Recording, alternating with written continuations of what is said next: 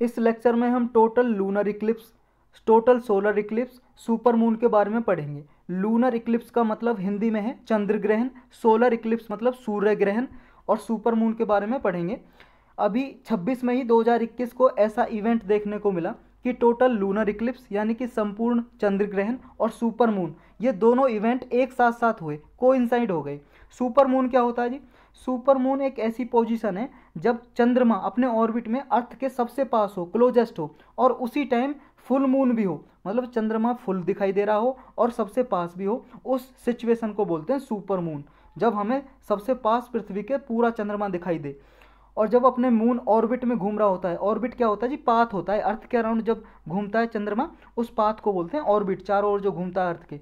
तो ये एक ऐसा पॉइंट होता है जी जब अर्थ के पास सबसे नज़दीक होता है चंद्रमा, उस डिस्टेंस को बोलते हैं पेरिजी। पेरिजी का मतलब है अर्थ के, पृथ्वी के सबसे पास चंद्रमा है। और जब सबसे दूर होता है, डिस्टेंस पे होता है, एट ए डिस्टेंस, तो उसे बोलते हैं अपोजी। ये आप देखो जी, ये अर्थ है जी अपनी, और अर्थ के चारों ओर ये घूम रहा है चंद्रमा, मून, और मून सबसे क्लोजेस्ट पोजीशन पे है, सबसे पास में, तो उसे बोलेंगे पेरिजी, मतलब पास है। और अपोजी का मतलब सबसे दूर है जी, डिस्टेंस पे, उसे बोलेंगे लगभग ये इतनी डिस्टेंस इज 251,968 माइल्स। एक माइल्स में 1.652 किलोमीटर होते हैं। इससे गुना कर लो आप, इससे मल्टीप्लाई कर लो 1.652 से। किलोमीटर में जानना तो किलोमीटर में आ जाएगा, वैसे ज़रूरी नहीं है कोई ये डिस्टेंस कितनी है याद करने की।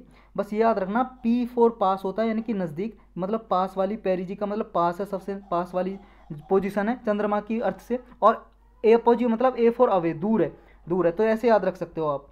तो ये क्या है जी? फुल मून अप्यूरे होता है जब सबसे पास पोजीशन में, जो सबसे कम पोजीशन डिस्टेंस होती है अर्थ पे, तो इसमें क्या होता है, चंद्रमा बहुत ब्राइट दिखता है, मतलब जैसे नॉर्मली सिचुएशन से ज़्यादा चमकीला दिखता है, ब्राइटर दिखता है, और थोड़ा बड़ा भी दिखता है full moon, larger than the regular full moon. तो इस सिचुएशन में जब चंद्रमा अर्थ के सबसे पास होता है, ब्राइटर भी होता है और लार्जर भी होता है, दिखता है, ऐसा सीन प्रतीत होता है।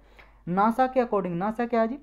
नासा अमेरिका की, यूएस की स्पेस एजेंसी है, जैसे हमारे इंडिया की इसरो है जी, जो सैटेलाइट वगैरह स्पेस में भेजती है। नासा के अकॉर्डिंग जो ये टर्म है जी सुपर मून, सुपर मून, ये एक एस्ट्रोलॉजर थे यानी कि वैज्ञानिक रिचर्ड नोले, इन्होंने 1979 में दी थी।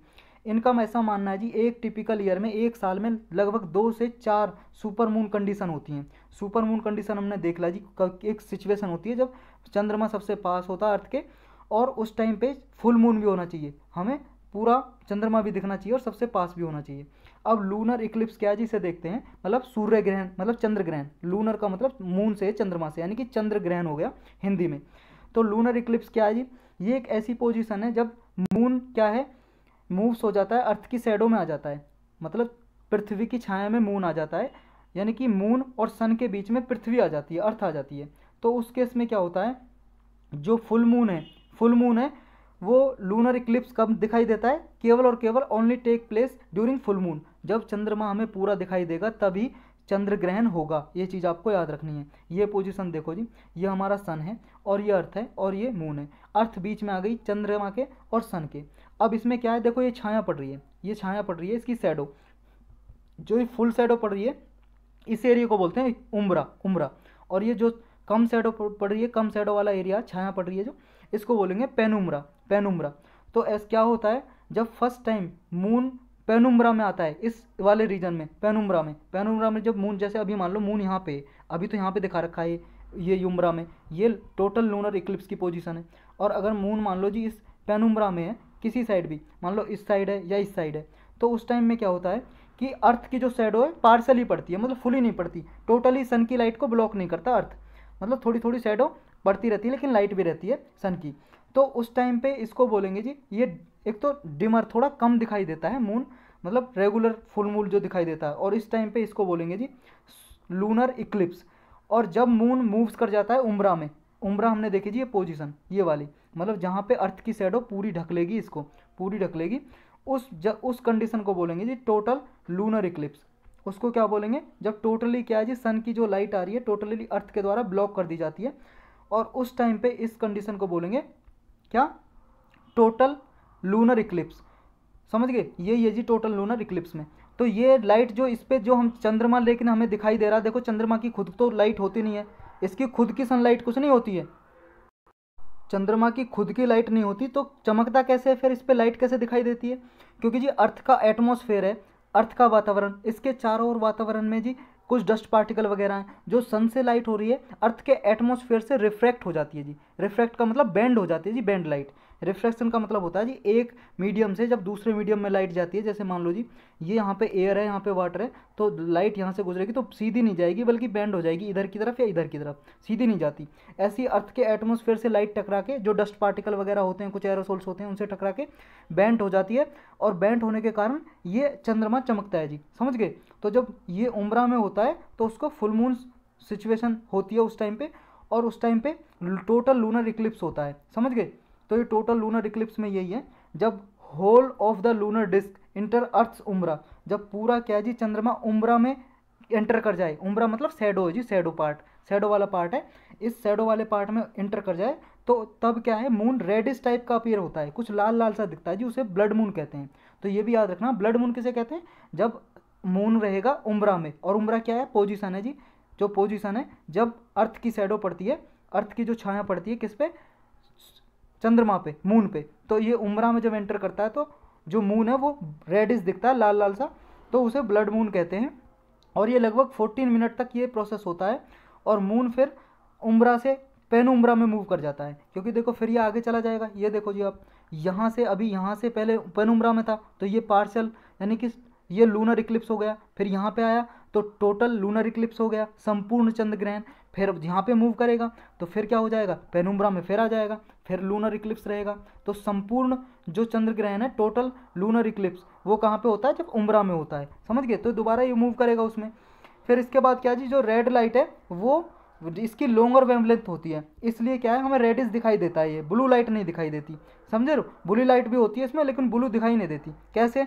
देखो जी आप ये देखो, पहले कहने का मतलब ये है जी, जो हमें ब्लड मून दिखाई देता है यानी कि रेडिश रेडिश लाल मून दिखाई देता है, लाल चंद्रमा, वो रेड लाइट की लॉन्गर वेवलेंथ की वजह से दिखाई देता है। जैसे आपने ये देखा होगा जी, विबग्योर 7 लाइट होती हैं, 7 कलर होते हैं लाइट में। विबग्योर हमने पहले भी ये पढ़ा है इसके बारे में। तो रेड जो लाइट है उसकी वेवलेंथ सबसे ज़्यादा होती है। वेवलेंथ आपको पता होगा, जैसे ये है जी वेवलेंथ, एक यहाँ से जैसे वेव स्टार्ट हुई यहाँ पे ख़त्म हुई यहाँ पे, तो ये जो लंबाई है जी ये हो गई वेवलेंथ। तो ये वेवलेंथ हो गई जी। कभी भी लाइट देखो सीधी ट्रेवल नहीं करती है, हमेशा लाइट की जो किरणें होती हैं ऐसे ऐसे ऐसे कुछ ऐसे ऐसे ट्रेवल करती हैं, ऐसे चलती हैं। तो जो वेवलेंथ होती है लंबी, इसकी सबसे ज़्यादा लंबाई रेड लाइट की होती है। इस वजह से रेड लाइट क्या है, ये ब्लड मून हमें रेडिश दिखाई देता है इसकी वजह से। तो ये जो लूनर इक्लिप्स है उसको भी रेडिश कलर इसी की वजह से होता है, क्योंकि रेड लाइट की लॉन्गर वेवलेंथ होती है। और अर्थ पे जी हम ये सेम इफेक्ट देख सकते हैं अर्थ पे भी। कब? जब सनराइज होता है और सनसेट होता है, जब सूर्य उदय होगा जी और सूर्य अस्त होगा, जब छिपेगा शाम को सूरज, तो हमें सूरज क्या होता है जी, रेड रेड सा दिखाई देता है ना। वो भी इसी वजह से दिखाई देता है क्योंकि रेड लाइट की लॉन्गर वेवलेंथ होती है और सबसे पहले हमें रेड लाइट ही दिखाई देती है। इसी वजह से जी आपने देखा होगा रेड लाइट जो रोड पे लगी होती है वो भी रेड लाइट ही लगी होती हैं सिग्नल पे। क्यों? क्योंकि इसकी वेवलेंथ ज़्यादा होती है और ये हमें दिखाई देती है दूर तक ही, दूर तक भी दिखाई देती है। तो सनसेट जो रेडिश दिखाई देता है वो इन्वायरमेंट में क्या है, रिफ्रैक्शन की वजह से, रिफ्लेक्शन की वजह से दिखाई देता है जी। रेड लाइट रिफ्लेक्ट होती है और हमें दिखाई देती है। अब पढ़ते हैं जी टोटल सोलर इक्लिप्स, मतलब सूर्य ग्रहण। सूर्य ग्रहण क्या है?